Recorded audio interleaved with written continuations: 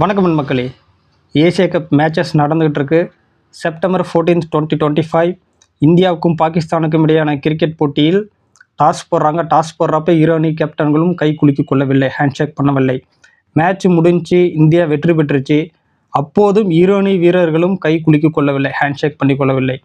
Match முடியுது, இந்திய வீரர்கள் அனைவரும் அப்படியே ரூமுக்கு போயிட்டாங்க.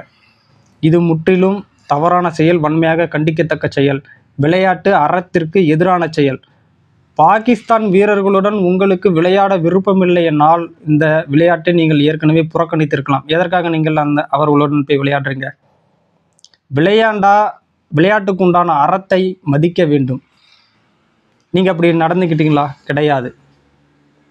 இனி இது போன்ற போட்டிகள் நடைபெறும் பொழுது உங்களுக்கு ஒரு அணியுடன் விளையாட விருப்பமில்லை என்றால் விளையாடாதீங்க.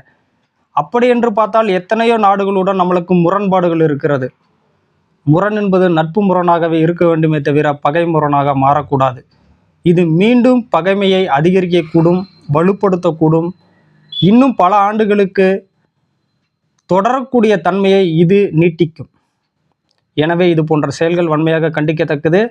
விளையாட்டு என்று வந்துவிட்டால் ஸ்போர்ட்ஸ்மேன்ஷிப் ரொம்ப ரொம்ப முக்கியம். விளையாட்டினுடைய அறத்தை வீரர்கள் கடைபிடித்தே ஆக வேண்டும்.